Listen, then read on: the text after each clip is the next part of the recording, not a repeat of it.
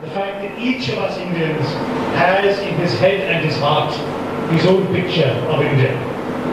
I too have a series of images in my mind. When I think of India, I think of steaming breakfast idlis and pungent coconut chutney. I think of lissome women in saris the colours of paradise. I think of the throngs of working men pouring forth from a brown and ochre tray. I hear the roar of the white-specked blue ocean lapping up at sandy beaches, the clear, calm stillness of the snow peaks.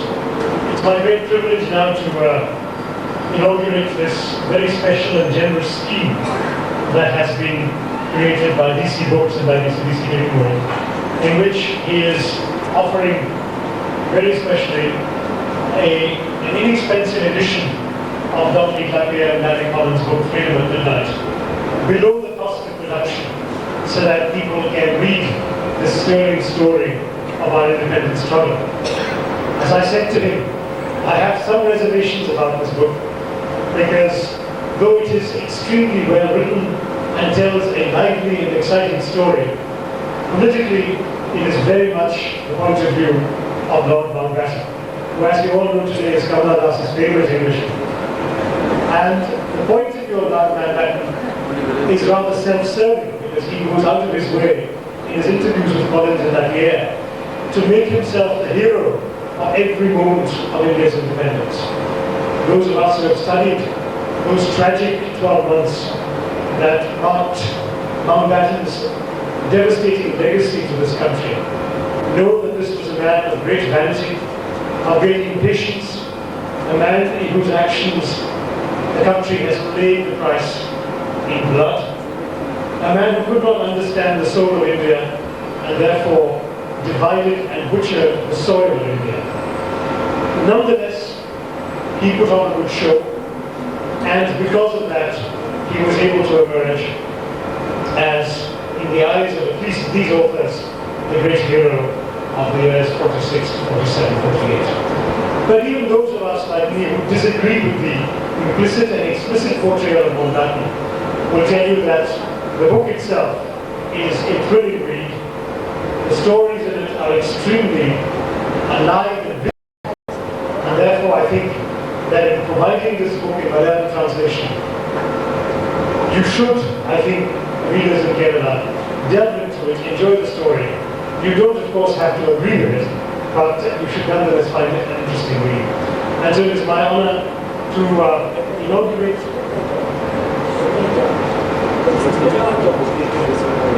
I see. Well, I'm very pleased to hear that the first copy of the book will be received by Mr. Rene John, who is here, and it's my great pleasure to present this special scheme inaugurated by presenting a copy to Mr. Rene John.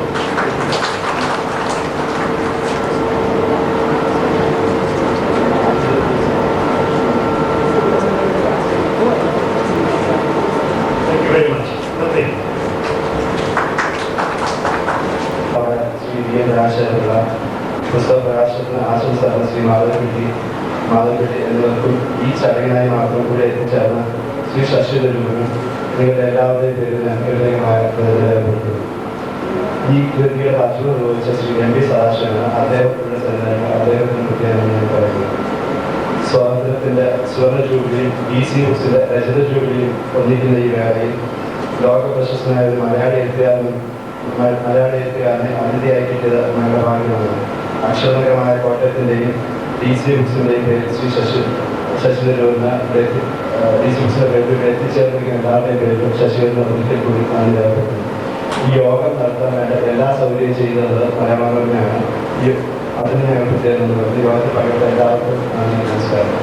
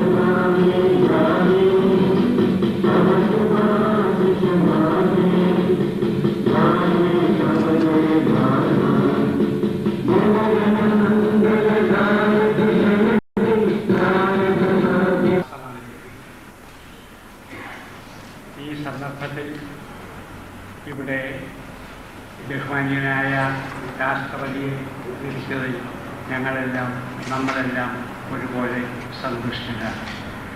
PC books ഒരു കച്ചവട സ്ഥാപനം എന്ന നിലയിൽ അതിനെ കാണരുത് എന്ന് ഞാൻ പലപ്പോഴും അഭ്യർത്ഥിച്ചിട്ടുണ്ട്. അത് വീണ്ടും ഓർമ്മിപ്പിക്കാൻ ഞാൻ ആഗ്രഹിക്കുന്നു. ഒരു പുസ്തക പ്രസാധകന്, ഒരു നല്ല പത്രപ്രവർത്തകനെ പോലെ തന്നെ സാമൂഹിക പ്രബദ്ധത ഉണ്ട് എന്ന് വിശ്വസിക്കുന്ന കൂട്ടത്തിലാണ് ഞങ്ങൾ. അതുകൊണ്ട് കച്ചവടത്തിന് വേണ്ടി പുസ്തക വ്യവസായം നടത്തുന്ന രീതിയിൽ നിന്ന് വിട്ട് ബഹുജനങ്ങളുടെ താല്പര്യത്തിന് വേണ്ടി സമൂഹത്തിൻ്റെ പൊതു നന്മയ്ക്ക് ഉതകുന്ന മേൽത്തരം പുസ്തകങ്ങൾ പ്രസിദ്ധപ്പെടുത്തുവാൻ ഞങ്ങൾ ആദ്യം മുതൽ തന്നെ ശ്രമിച്ചിട്ടുണ്ട്. ഇന്ത്യയായി അവർ സ്വീകരിച്ചിട്ടുള്ളത് മികച്ച പുസ്തകങ്ങൾ ആ ലക്ഷ്യം വെച്ചുകൊണ്ട് എത്ര മുമ്പോട്ട് പോകാൻ സാധിക്കുമോ അത്രയും മുമ്പോട്ട് പോകാൻ ഞങ്ങൾ എല്ലാ സന്ദർശനത്തിലും ശ്രമിച്ചിട്ടുണ്ട്.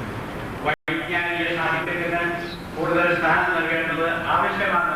ദിവസങ്ങളിൽ തന്നെ കൊണ്ടുകൊണ്ടുവരുന്ന ഒരു വൈജ്ഞാനിക ഗ്രന്ഥത്തിന്, ഒരു എൻസൈക്ലോപ്പീഡിയയ്ക്ക് 1 കോടി രൂപയോളമാണ് ചെലവാക്കേണ്ടി വരുന്നത് എന്ന് പറയുമ്പോൾ പുസ്തക പ്രസിദ്ധീകരണത്തിൻ്റെ പ്രശ്നങ്ങളെ പറ്റി സാമാന്യമായി മനസ്സിലാക്കുവാൻ സാധിക്കും. ഇത്രയും പ്രധാനപ്പെട്ട ഒരു സ്ഥാപനം എന്നുള്ള നിലയിലാണ് അറിയിച്ചവൾ അദ്ദേഹത്തോട് അപേക്ഷിച്ചിരുന്നു. അദ്ദേഹം സമ്മതിച്ചിരുന്നു. അങ്ങനെ സമ്മതിച്ചതിന് ശേഷം ആണ് ഞങ്ങൾ അപേക്ഷിച്ചത്. അപ്പോൾ രാഷ്ട്രപതി ഭവൻ അദ്ദേഹം സ്കൂൾ ഓഫ് എക്കണോമിക്സിലെ വിദ്യാഭ്യാസം കഴിഞ്ഞ് പുറത്തേക്ക് വരുന്ന സമയത്ത്, ഇന്ത്യയിലേക്ക് മടങ്ങുന്ന സമയത്ത് അദ്ദേഹത്തിൻ്റെ പ്രൊഫസറായിരുന്ന ഹാരോൾഡ് ലാസ്കി പറഞ്ഞ വാചകം എന്ന് പറഞ്ഞാൽ അത് ശരിയാവില്ല. ജവഹർലാൽ നെഹ്റു ഒരു പ്രവാചകൻ എന്ന് ഞാൻ പറയട്ടെ, ഒരു രാഷ്ട്രീയ പ്രവാചകൻ അന്ന് എഴുതിയത്. അത് ഹാരോൾഡ് ലാസ്കി അന്ന് വിചാരിച്ചതിനപ്പുറത്തേക്ക് ശ്രീ KR നാരായണൻ SP എന്ന് അദ്ദേഹം വളരെ നേരത്തെ നമ്മെ വിട്ടുപോയി. എങ്കിലും അദ്ദേഹം മനസ്സിലാക്കാൻ സാധിക്കുമെങ്കിൽ മനസ്സിലാക്കട്ടെ എന്ന് ഞാൻ ആഗ്രഹിക്കുന്നു. അപ്പോൾ കേരളത്തിൻ്റെയും ഇന്ത്യയുടെ പൊതുവെയും അഭിമാന ഭാജനം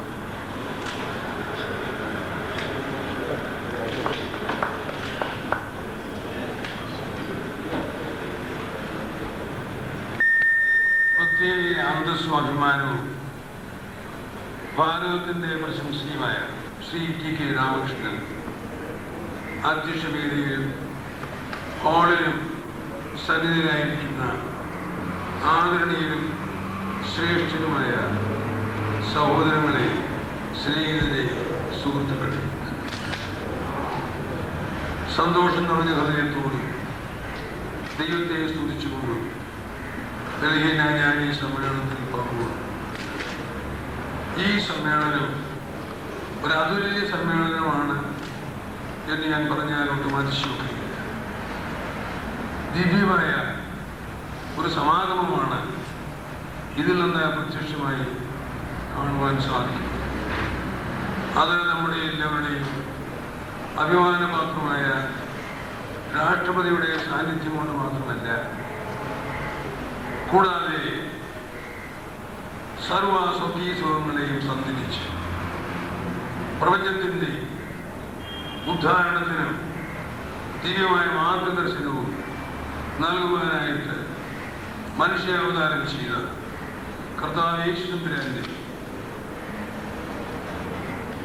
ത്യാഗോത്ഭകമായ യാഗത്തിന്റെ പിന്നാലെ പിന്തുടർന്നുകൊണ്ട് ആ ദിവ്യമായ പ്രകാശം മറ്റുള്ളവരിലേക്ക് പകർന്നു കൊടുക്കുവാൻ തക്കവണ്ണം സ്നേഹത്തിൻ്റെയും സേവനത്തിൻ്റെയും പ്രതീകമായി ജീവിതം നയിച്ച് ദൈവസന്നിധിയിൽ യാഗമായിട്ട് അർപ്പിച്ച ദിവ്യ ദാർശനികയായ മദർ തെരേസയുടെ ജീവചരിത്ര പുസ്തകം ഇന്ന് റിലീസ് ചെയ്യുന്ന ഒരു പ്രത്യേകമായ അതേ സന്ദർഭവും കൂടിയാണ് എന്ന് ഞാൻ പറയുമ്പോൾ ഇതേ ഒരു ദിവ്യമായ സമ്മേളനമെന്ന് മാത്രമല്ല, ഒരു അതുല്യ സമ്മേളനം കൂടി ആകുന്നത് സംശയമൊന്നുമില്ല.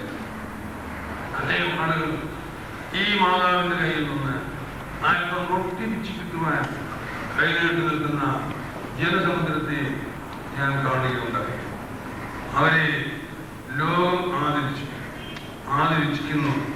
സംശയത്തിൻ്റെയും പരസ്പര ബഹുമാനത്തിൻ്റെയും ആദരവിൻ്റെയും സ്വർഗീയ നാടായിട്ട് രൂപാന്തരപ്പെടുവാൻ സാധിക്കുമെന്നുള്ളതിന് സംശയമില്ല.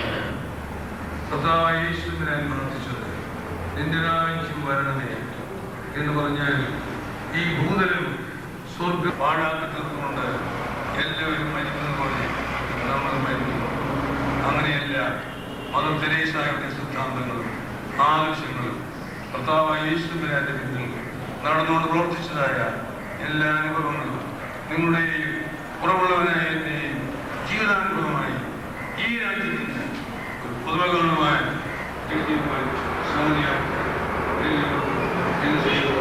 ആശംസിക്കുന്നു. പ്രത്യേകിച്ച് രാഷ്ട്രപതിയോട് എന്റെ ബഹുമാനത്തോടും എന്റെ ഈ പ്രഭാഷണം അവസാനിപ്പിക്കുന്നു. ആദരണീയനായ DC കിഴക്കേക്കുറി അവരുടെ രണ്ടു വാക്ക് ഞാൻ ഇവിടെ പറയാം. ഞാൻ വികാരഭരിതനാണ്. DC എന്നെ ഫോണിൽ വിളിച്ചു വരണമെന്ന് പറഞ്ഞു. രാഷ്ട്രപതി വരുന്നുണ്ട്, നിങ്ങൾ വരാതെ നിർവാഹമില്ല എന്ന് പറഞ്ഞപ്പോൾ ഞാനൊരു കൽപ്പനയായി കമാൻഡായി അംഗീകരിച്ചു. ഞാൻ DC-യുമായ അഗാധമായ ബന്ധവും ഞാനിപ്പോൾ അദ്ദേഹത്തോട് പറഞ്ഞു, വികാരം കൊണ്ട് ഞാൻ കരഞ്ഞു പോകും. അത്ര അടുത്ത ബന്ധമാണ് ഞങ്ങളുടെ. ലോകം മുഴുവൻ യാത്ര ചെയ്ത് ഞങ്ങളുമായി. അങ്ങനെയുള്ളതായ ഒരു മനുഷ്യൻ ഒരു പുതിയ പ്രസ്ഥാനം ഉണ്ടാക്കി മാതൃകയാണ്, ഈ രാഷ്ട്രത്തിന് തന്നെ മാതൃകയാക്കിക്കൊണ്ട് ഒരു പവിത്രമായ സാംസ്കാരിക സ്ഥാപനം സൃഷ്ടിച്ചു.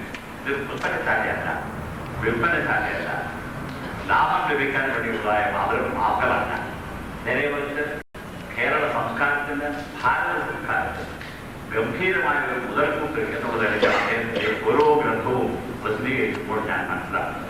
എത്രയെത്ര വിവിധമായ രംഗങ്ങളിൽ അദ്ദേഹം പ്രവേശിച്ചു. അവിടെയുള്ളതായ ഗ്രന്ഥങ്ങളെല്ലാം പുറത്തുകൊണ്ടു നാട്ടുകാരുടെ വിജ്ഞാനത്തിന് ഉയർച്ച നൽകുവാൻ സാധിച്ചുകൊണ്ട് അദ്ദേഹത്തിന് ദീർഘമായ ആയുസ്സുണ്ടാകണമെന്ന് ഞാൻ ജഗദീശ്വരനോട് പ്രാർത്ഥിക്കുകയാണ്. Father figure and the son. The mother is none other than Mother Teresa. She is the only proud mother of Mother India, and we are indebted to her. She was the mother of all of us. I remember many years back her visit to Manorama. Even now, what she wrote about Manorama and her picture is kept in all the units of Malayalam Manorama. And we see her as a part of our family, like a lot of families all over the world. The father figure here is our president. His Excellency Sri K.R. Narayanan, who symbolizes the great tradition of Indian origin. The very fact that Sri K.R. Narayanan has found time to dedicate this book on Mother Teresa speaks volumes for its value and relevance. Our president has always been a friend and a part and parcel of Malayalam Manorama. As soon as he took over the presidentship of this great nation, he took the trouble of coming all the way to Kottayam to inaugurate the K.C. Maple Memorial Hall, which is the name of my late grandfather. His son is Mr. Naveen Chawla, who is not present here today. As you all know, he is the author of the book on Mother Teresa. He is also a part and parcel of the Manorama family. He is a dear friend of mine. We studied together in the same college as children, and my children also were classmates in the same college. So Naveen and our friendship and the ties still continue. As you know, he is the official biographer of Mother Teresa and one of the chosen few who could get a closer glimpse of the noble being of the Mother. Naveen is a story of life after life. D.C. Kedakai started it with his meager retirement benefits of rupees 7,500 as the initial investment. The veteran freedom fighter that he is, yes, every reason to be proud of, celebrating the Jubilee the same year as the country's Golden Jubilee celebration. My father, K. Matthew and D.C. Kedakai are involved in several joint literary activities. And in Kottayam, Malayalam this function. This once again underscores the all-permeating goodness of Mother Teresa at bequest to us. We are fortunate to have a galaxy of eminent men with us today. Justice.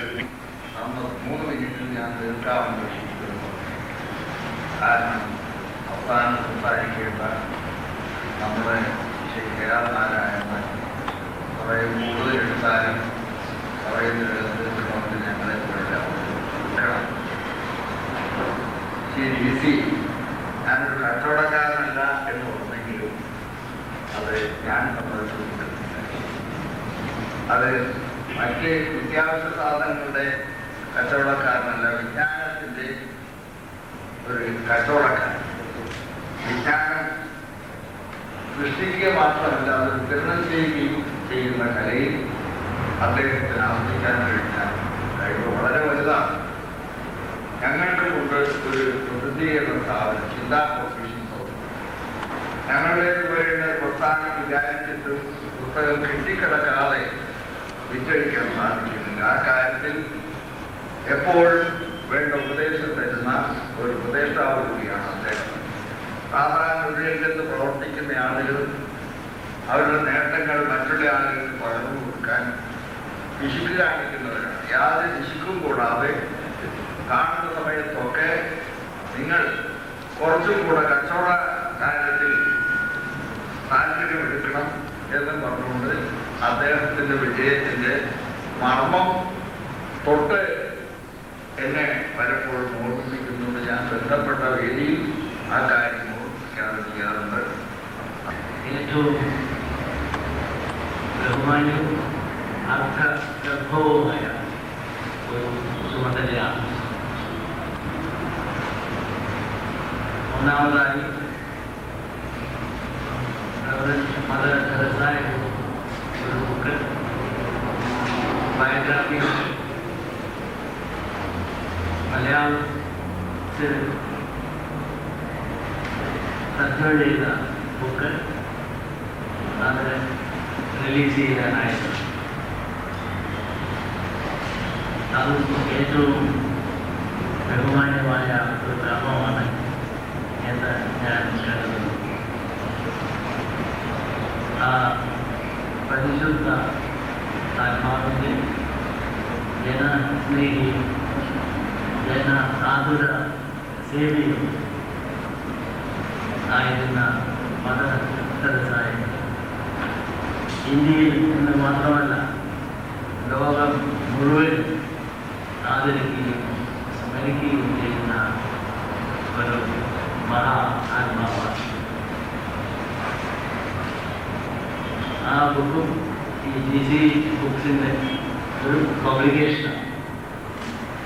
അതുകൊണ്ട് DC ബുക്സിൻ്റെ രചന jubilee സമയത്ത് ആ ബുക്കും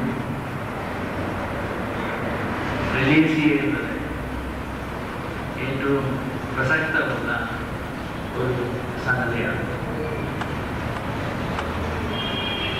DC ബുക്സിനെ പറ്റി പറയുകയാണെങ്കിൽ അത് കേരളത്തിലെ ഒരു വലിയ പ്രസ്ഥാനമായി നിർമ്മിക്കുകയാണ്. കോട്ടയംകാരനായ എനിക്ക് DC ബുക്സിൻ്റെ തലസ്ഥാനം കോട്ടയം ആണെന്നുള്ളതിൽ അതിയായ ബഹുമാനം അഭിമാനം തോന്നുന്നുണ്ട്.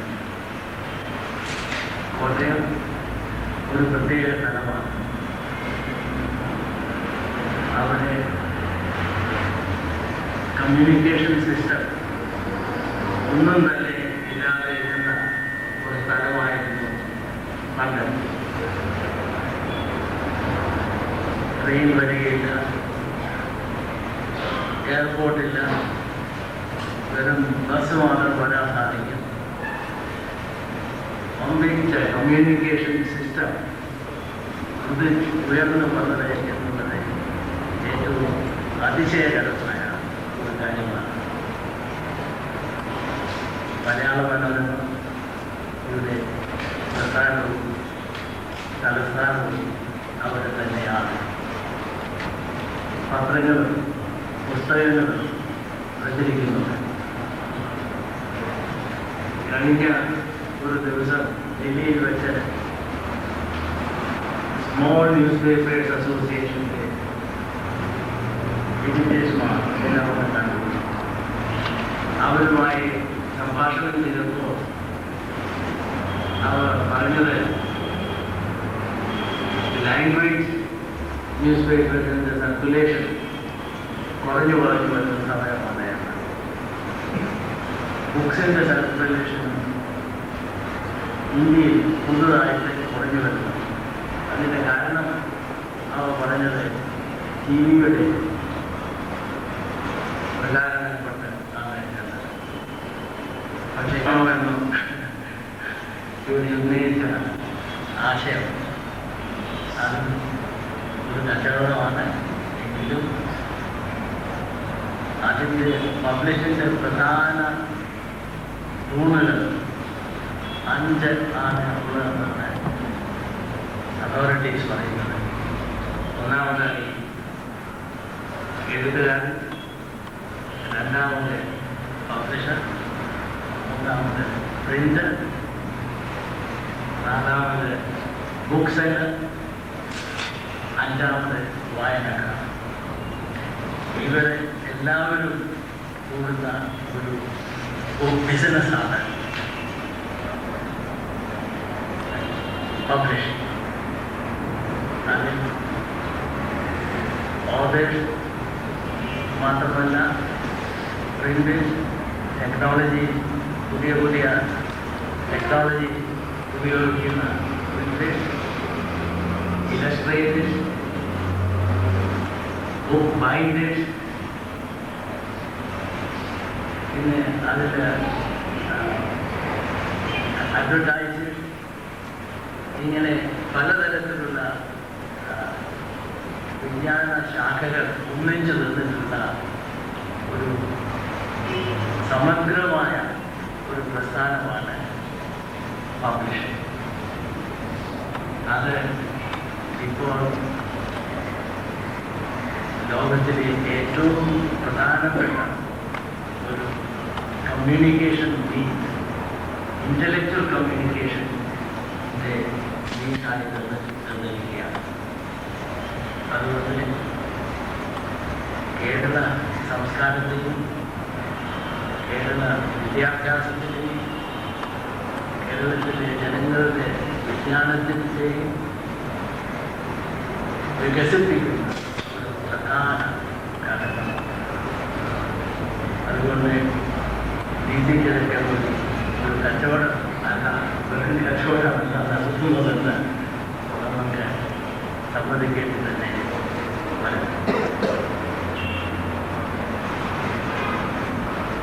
ഇവിടെ കേരളത്തിലും ഇന്ത്യയിലും ബുക്സ് പബ്ലിഷ് ചെയ്യുന്നത് 70% ടെക്സ്റ്റ് ബുക്സോ അത് സംബന്ധിച്ചുള്ള വിദ്യാഭ്യാസ പുസ്തകങ്ങളുമാണ്. മറ്റുള്ള രാജ്യങ്ങളിൽ ഒരു 30-35% ഇങ്ങനെയുള്ള പബ്ലിഷിംഗ് ഹൗസുകൾ കൊണ്ടുവരുന്നു. അതുകൊണ്ട് നമുക്ക് ഇവിടെ കുറേ കൂടി ക്രിയാത്മകമായിട്ടുള്ള സാഹിത്യപരമായിട്ടുള്ള പുസ്തകങ്ങൾ പബ്ലിഷ് ചെയ്യേണ്ട ആവശ്യമുണ്ട്. ലോകഭാഷകളിൽ നിന്നും വളരെ വിപുലമായ രീതിയിൽ പരിഭാഷ ചെയ്ത് തർജ്ജമ ചെയ്ത് പുസ്തകങ്ങൾ പബ്ലിഷ് ചെയ്യുന്നുണ്ട്. അത് കേരളീയരുടെ മനസ്സ് വികസിപ്പിക്കുന്നതിനും അവരുടെ ജ്ഞാനത്തെ ആഗോളം വികസിപ്പിക്കുന്നതിന് സാധിക്കുന്നുണ്ട്. അത് ഏറ്റവും അർത്ഥവത്തമായ സംഭാവനയാണ്. അതിനെല്ലാം ആശംസകൾ നൽകുന്നുണ്ട്. എന്നെ ഈ ഗവൺമെൻറ് ചെയ്യുന്നതിന് ഇവിടെ വിളിച്ചതിൽ എൻ്റെ അഗാധമായ കൃതജ്ഞതയും പ്രകടിപ്പിച്ചുകൊണ്ട് നിർത്തട്ടെ. ജയ് ഹിന്ദ്.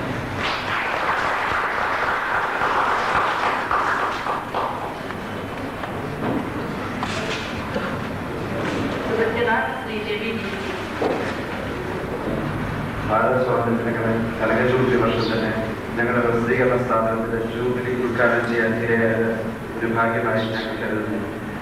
ഇന്ത്യയുടെ പ്രഥമ പൗരൻ ബഹുമാനപ്പെട്ട ശ്രീ KR നാരായണൻ തന്നെ ഈ പദ്ധതി രൂപപ്പെടുത്തിയതിൽ ഞങ്ങൾക്കുള്ള ഹൃദയംഗമായ സന്തോഷം രേഖപ്പെടുത്തുകയും ബഹുമാനപ്പെട്ട രാഷ്ട്രപതിക്കും ശ്രീമതി ഉഷാ നാരായണൻ ടീച്ചർ ബുക്സിന്റെ പേര് മലയാളത്തിന്റെ പേരിൽ നിർമ്മിക്കുന്നു.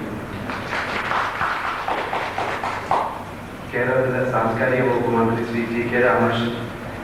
രാമകൃഷ്ണൻ, പരിശുദ്ധ കാർത്തിക ബാവ, സാംസ്കാരിക രംഗത്തിന്റെ നിർദ്ദീപങ്ങളായ ശ്രീ ജസ്റ്റിസ് B.R. കൃഷ്ണയ്യ, ശ്രീ ഫിലിപ്പ് മാത്യു എന്നിവർക്കും നന്ദി